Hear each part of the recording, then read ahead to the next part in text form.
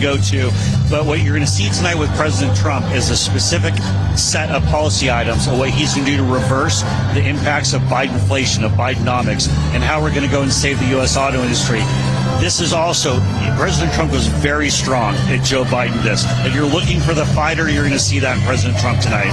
Well, we're going to see that Donald Trump has been a fighter. We've seen the migration of working people from Democrat voting people to Republican voting people from the time that Donald Trump came down the escalator in 2015. It continues to this day because they know that he's not a guy that's going to show up for 12 minutes and talk to him for 90 seconds. He's going to stick around, roll up his sleeves, and do the work.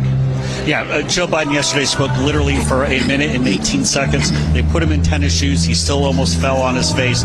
It was disgraceful for a commander-in-chief to show up there. He wasn't really walking the picket line. He showed up, he stepped on 2 pallets, and still Biden wouldn't withdraw his disastrous support for this EV mandate. What a lot of folks might not realize, this EV mandate will destroy the entire U.S. auto industry. We have to stop it. What Joe Biden is doing is reckless. He is so wed to the radical left ego-loon extremists within his party that he won't actually stand up for the American worker. It's one of the things we've heard here from these United Auto Worker Union members in attendance tonight. They can't afford the vehicles they're building when they're EVs. They can't even begin to afford the cars. That's not what Henry Ford was about. That's not what General Motors was about, or Chrysler.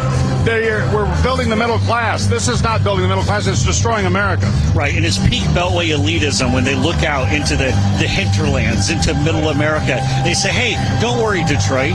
And people who are living in Detroit and Michigan, if you lose your job, other jobs are going to be created in other states or in other countries. Well, guess what, Steve? You live here.